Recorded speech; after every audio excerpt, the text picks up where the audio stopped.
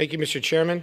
I rise today to push back against what could become one of the greatest government surveillance threats of our time, a central bank digital currency, or CBDC. My amendment would simply prohibit funding for the CBDC working group led by the Treasury Department.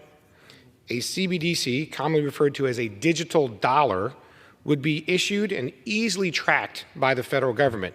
Make no mistake, a federal digital dollar can very easily be used to spy on American citizens and become a social credit system. In communist China, the digital yuan is being used to spy on its citizens and crack down on dissent. Do not think for a second that the Biden administration would not use a digital dollar to track your gun purchases. House Republicans have been clear that the Federal Reserve does not have the authority to issue a digital dollar without an act of Congress, and we have reaffirmed that in the Financial Services Committee on which I serve. However, right now, the Federal Reserve is contracting with the private sector to build potential digital dollars for the United States far beyond what could be considered traditional research.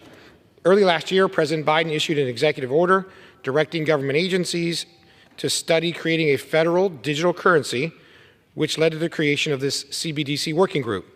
This working group is vaguely tasked with supporting the Federal Reserve's central bank digital currency efforts. To be clear, Congress has not given the executive branch or the Federal Reserve any direction when it comes to federal digital currencies. I'm grateful that the underlying bill prohibits federal funding for the establishment of a federal digital currency, but Congress cannot give an inch. Regardless of your thoughts on a potential digital dollar in the United States, I have severe concerns that Congress should not surrender any authority on such a significant issue. If this White House wants to research a government surveillance tool that the overwhelming majority of Americans oppose, that direction should come from Congress. That is why my amendment prohibits funding for the CBDC working group to prevent the executive branch from bypassing the will of Congress, and I urge my colleagues to support the bill.